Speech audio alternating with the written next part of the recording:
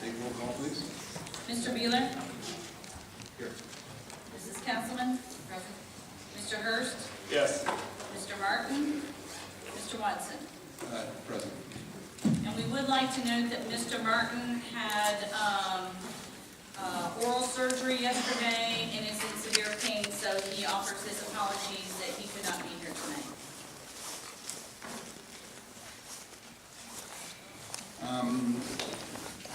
Before you is the agenda for today's meeting. Unfortunately, kind of late getting out. We're going to keep resolution 23 and 24 numbered the same, but I'm going to address 23 prior to 24 when we get down there. I'm just going to switch those around. Yes. Oh. Having stated that, could I have oh, and also, please note on there that presentations by Sandra Hay and Barbara Matei Smith will not be made tonight because of bad weather. They're unable to attend. Can I have a motion to accept the agenda as presented, please? So I'll second that. Mr. Beeler, Mr. Hurst, second. Can I have roll call, please? Mr. Beeler? Yes. Mrs. Councilman? Yes. Mr. Hurst? Yes. Mr. Watson? Yes. We also have minutes of the regular meeting, November 30th, 2010. Can I have a motion to accept the minutes as presented? So moved. Mrs. Councilman, second. I'll second that. Mr. Hurst, can I have roll call, please? Mr. Beeler? Yes. Mrs. Councilman? Yes. Mr. Hurst? Yes. Mr. Watson? Yes. Before we go on, I'd like to thank everybody for coming to this meeting this evening. It's especially hazardous out there tonight, and we want to do our business, but we also like to try and keep it as efficient as we possibly can, so those of us who have 100 miles to drive tonight can do so before it gets too dangerous out there. Your being here also really demonstrates your interest in your schools and how they might possibly be operated over the next several years.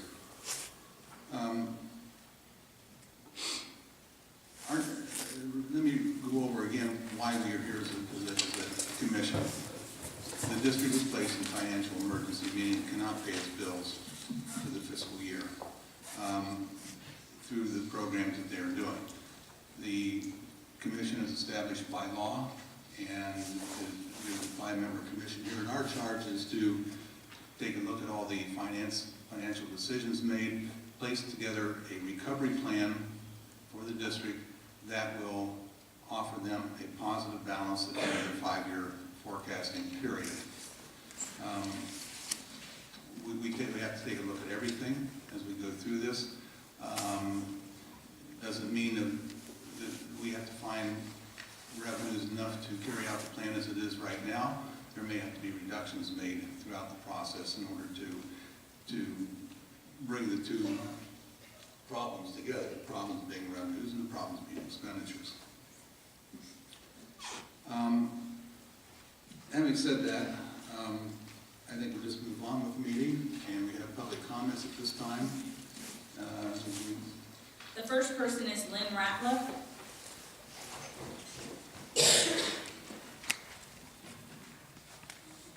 Good evening. I do have a handout that I'd like to give the commission if I can approach. Please.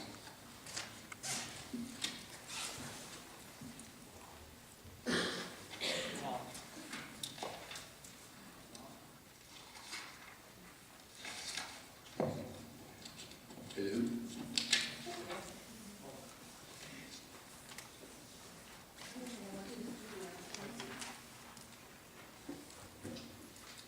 The handout that I just passed directly answers the question that Mrs. Castleman raised to Mr. Bennett last meeting about open enrollment at Little Miami. My question to her after the meeting was, why would I keep my child at Little Miami?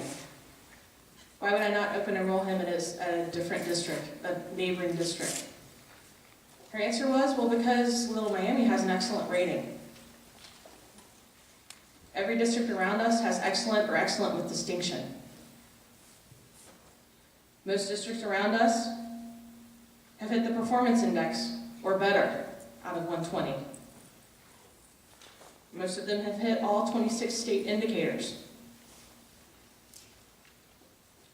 them, if we go to 20 credit hour graduation requirements, all of them have more credit hour graduation requirements. No other district has a pay to play. All other districts have elementary art, music, and gym. All other districts have AP and college prep classes, which are still possible at our school. This is why no one would bring their child to Little Miami under open enrollment, enough that we could even make a dent in our fiscal problem.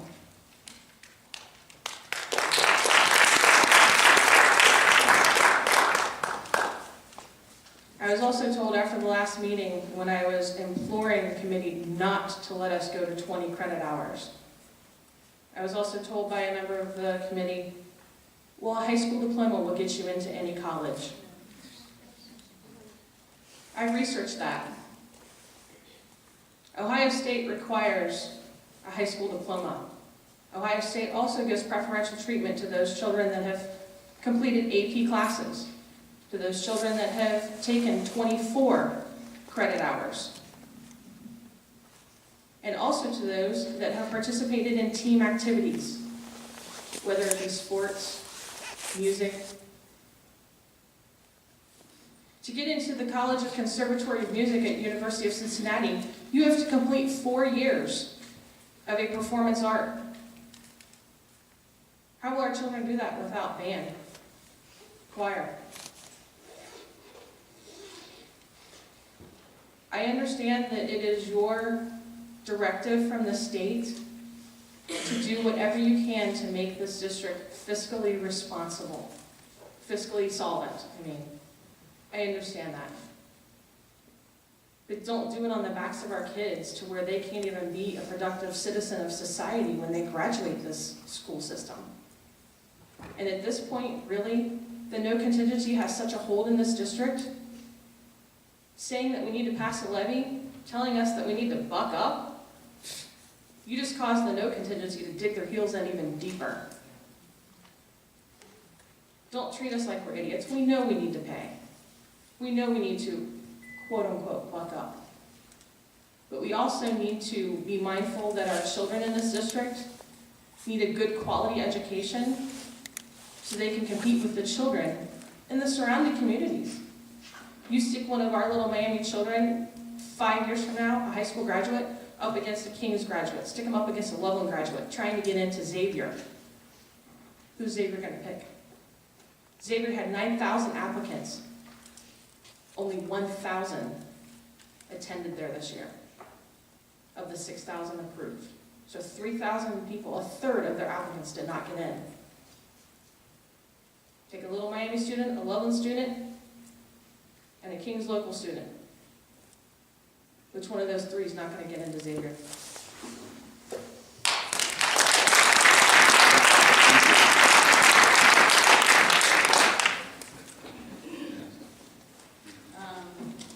Next is Daryl Hartmann.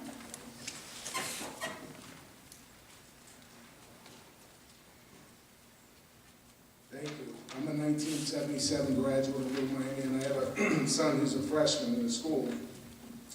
I hope you'll rethink the cuts you're considering. Prior to this year, I had maybe 1 or 2 people I had talked to that were thinking about open enrollment. Now, I'm telling you, it's everybody I talk to is going to go open enrollment to other schools. And I thought, well, you know, there's 7 other schools around here. Everybody can't go open enrollment. But it's amazing how creative people are. I've talked to some people that they work in Dayton. They're not looking at the schools right around here. It would be more convenient for them to drive to Dayton, drop their kids off at school, they can get to work on time. Right now, they drop their kids off here, they have to get to work late. So if each child is $5,000 from the state to the school system, and I think we had over 100-some kids leave here last year, and I didn't know but maybe 1 or 2 that said they were going to leave. I hadn't heard of them leave. Everybody assumed the past May levy and the past levy in November, one of those 2 levies were going to pass. So people are looking into it. Now everybody's looking into it. Everybody's wanting to leave. And if 300 kids, which I think will be on the low side, leave, you're looking at $1.5 million. So for every dollar you're saving, you could be costing this school system, this community, and the state of Ohio $1.25. And plus, it's de-energized the yes voters. These parents that are talking about leaving are no longer willing to go out there and talk to the no voters anymore. They're tired of it. They've done it for 2 years. They're tired of arguing with their neighbor over it. And most of the no voters, I don't begrudge them what they're saying, are voting no because everybody has their reason. Maybe they're on fixed income. Maybe some of the ones I've talked to are worried about losing their jobs. There's a lot of reasons why they're voting no.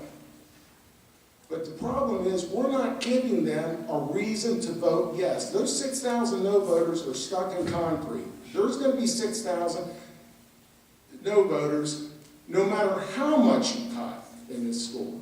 They don't care. They know right now what they pay in taxes, and that's all they want to pay. And I tried that same old argument where your property values go down. They don't care. They are not going to be selling their property anyway. They're going to live and die here. So what we need to do is we need to give the no voters a reason to vote yes. And to do that, we've got to tell them what the alternative is. Not just the cuts, not the, one gentleman told me, I went up to him and I said, I've talked to him 4 times now, and he's told me, each time he goes, well, if you went up and asked for a quarter raise, and your boss told you no, would you come back 6 months later and ask for a 50-cent raise? And your boss told you no, would you come back later and ask for a $1 raise? And your boss told you no, would you come back and ask for a $2 raise? No, you wouldn't, because you look foolish. And that's what we do as the yes voters. We look foolish going back out and trying to say, we didn't pass a 7, we didn't pass a 10, we didn't pass 14, now we're going to come with a 16. These people are not going to pass it. But there is an alternative. And that alternative is to know what is going to happen to this district when we run out of money. Whether that's a consolidation with Kings, Loveland, Lebanon, whatever it is, because when I tell these people, and I tell them, you can go right on the internet and pull the auditor's records, Lebanon, we're at 42 mills, Lebanon's at 57, Kings is at 63, they just passed another levy. Loveland is at 74. When I tell them you can get stuck in one of those districts paying those taxes, they don't believe me. And they're not going to believe this school. The only people they're going to believe are the people that can make it happen. Now, I know one gentleman on the board there said, well, that's not within our authority. And I can understand that. Your job is to come down here and make sure you make the cuts, that we conserve the money that we've been getting, we've gotten. Well, I would ask that you go back to the state and you get the authority to give an alternative to what is going to happen to this district when we're going to run out of money, because this next levy is not going to pass. We're all wasting our time.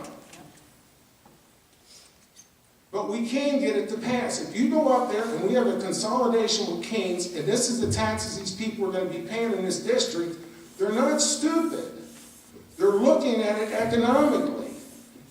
If they can't afford 42 mills, or if we go up to 50-some mills, they surely aren't going to be able to afford 69, and they will pass a levy. And you won't have to come down here. We won't have to be going through all this. But it takes the state up there to tell us what is going to happen. And that decision is going to come here shortly within the next 18 months. So let's know what it's going to be, whoever's going to make that decision. And finally, John Kasich, the new governor of the state, he said he wants the schools to run like businesses. Well, I have a small machine shop. And if somebody came in to sell me a new machine, and they told me all the benefits of that machine, my first question is, what's the cost? And that's the same thing with the no voters out here. We can tell them what a good school system we've got. We can tell them how we're turning out quality kids. We can tell them that their property value is going to drop. They don't care. They want to know what's the cost, and that's what we need to get to.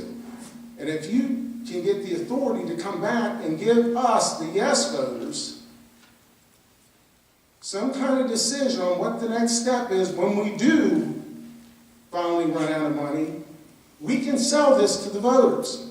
But without it, we can't sell it. And to be honest with you, none of the yes people want to go out there and argue with their neighbors anymore. Thank you for your time. Thank you.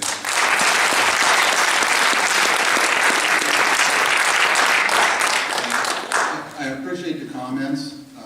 Coming up, our code of regulations will require a time limit on the comments, so if you could please hold your comments to 2 to 3 minutes. Thank you. The next person is Herb Mayer.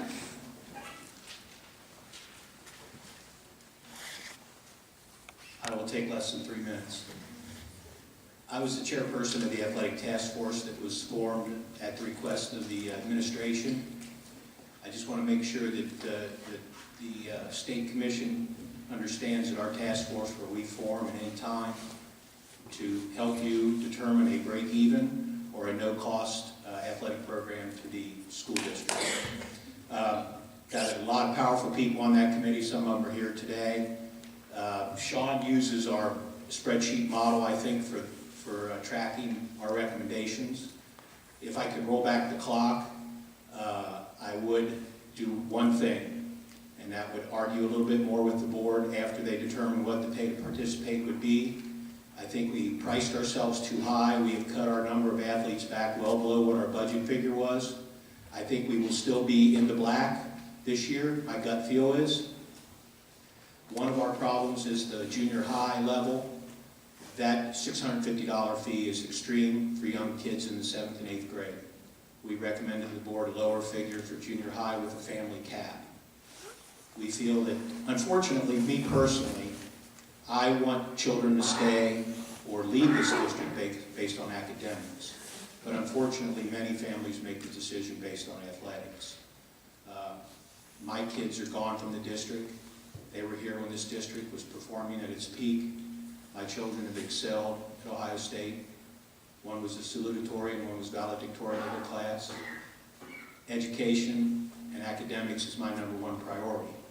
But as a business person, I also know that athletics help keep kids and families here. And there is a way to make this break even, still have athletics no matter what your decisions are. I'll support your decisions, and once again, I offer our task force to reconvene and do whatever it takes to help you examine all of our numbers, Sean's numbers, and what is happening this year and what we would project into next year. Thank you.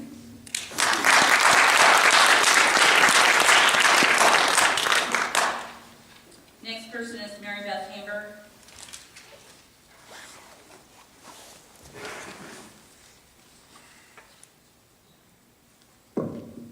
I just want to address you on a couple of items. I think Mr. Harrison actually dealt with every item that I'm going to talk about and very eloquently, so I will be brief.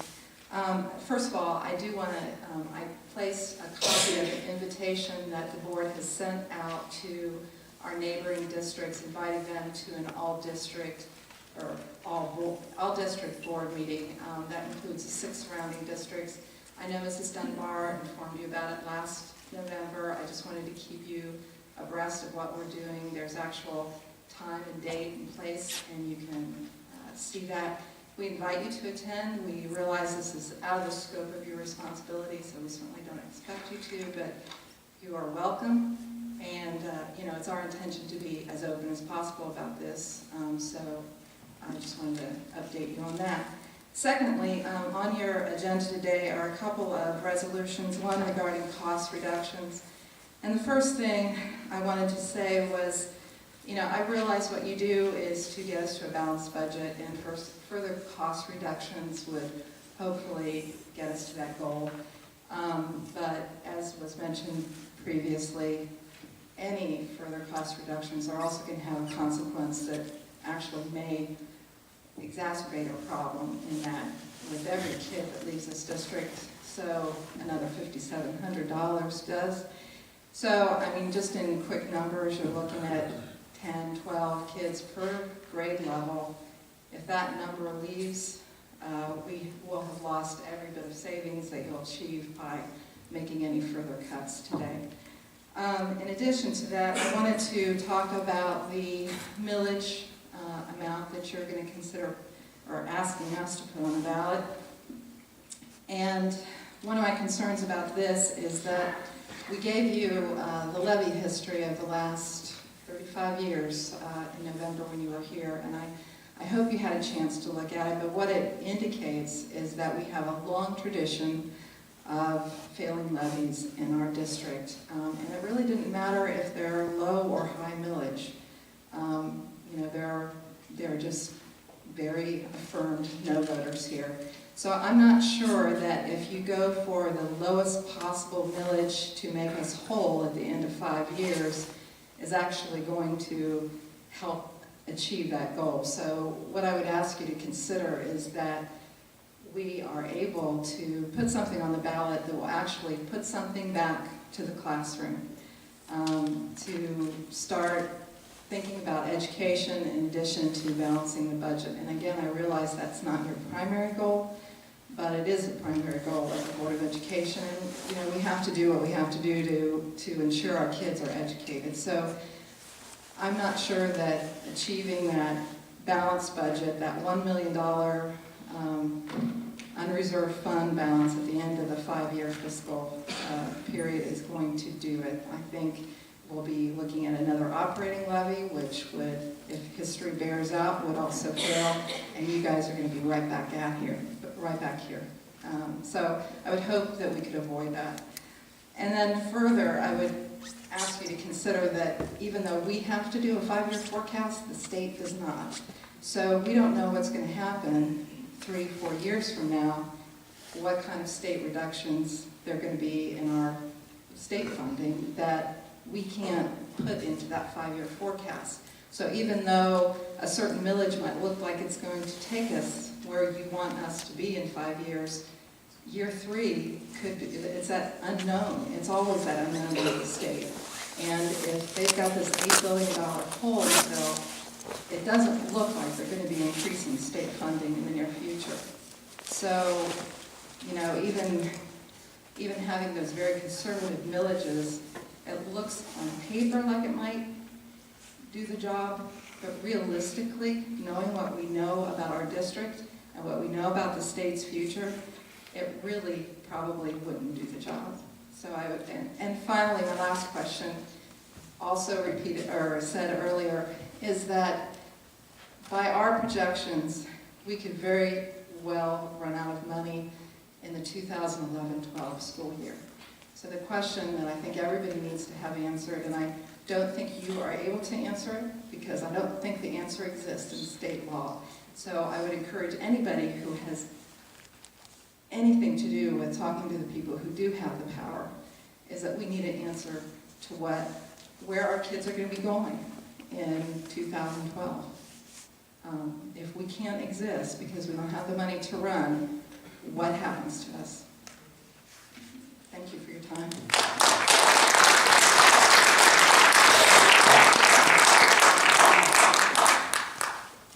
The next person is Bobby Allen.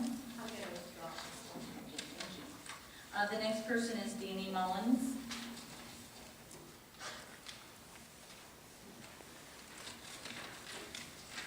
Thank you. I'll try to take less than 3 minutes. I'm going to kind of speak about a couple of the items we've already talked about, but from a different perspective as far as open enrollment goes. And I know you've got some incredibly tough decisions ahead of you, but obviously you can see right now just how passionate this community is about doing what's best for their kids. My situation, I've got 5 kids. We moved into this district in 2003 from the Coda School District. We wanted to move into a district that had old-fashioned values, smaller numbers, and better relationships as far as the staff members and the kids. And we found everything we were looking for. I teach in another school district. It's not a neighboring district, but it's a top 5 performing school district in the state. And the very first time I met Dan Bennett, I stood up at a board meeting when they were going to cut busing, and I asked him why, and he gave me a good answer. I didn't like the answer at the time, but it made sense, and it was what was best for the district. And that night, I told people, that I could very easily have my kids go where I teach, where I work. And at night, hundreds of people came up and wanted to know after that, why did you just go ahead and do that? It's because the people that make up this district.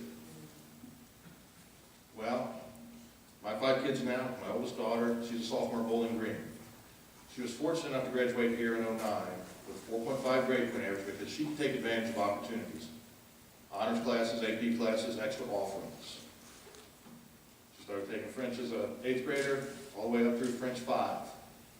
I haven't been as close to Little Miami schools recently, but I don't know that they're going to continue to be able to make those kinds of offerings. My oldest son, he's a senior this year. A knucklehead that doesn't have to work too hard, but he still makes A's. Here's his schedule. First period, study hall. We can call it late arrival, study hall. Calculus, physics, and an ITT class. And then he ends up his day with 5th period study hall, 6th period study hall. You can call it early release, you can call it what you want. He's got 3 classes. What Ms. Ratliff spoke about neighboring districts and bringing people in here, I can assure you as an educator that that is not going to happen. There is no incentive. So as you're making these decisions to go from 24 to 20, please, please, take the time to come into the building and see what's really going on. I'll invite you where I'm at, and you can see what they're competing against. You're more than welcome to come and see for yourself. I've got some very dear friends in this audience that they've got kids that are younger, that they're trying to make the right decision right now with what's in the future. 4, 5, and 6 years down the road. They need answers now. I'm torn with where I'm at. I've got 2 kids now that I've chose to bring where I'm at. I wish they could be here, but I have to look out for the future. But I ask myself, what am I doing to the present right now? They want to be with their friends. I know there aren't any easy answers, but these people need something. But I would like to encourage you, because some of the comments that I heard in the last meeting, and some conversation I understand took place, come into the buildings when the kids are here and see what's not happening. And you're talking about cutting that even further? Please,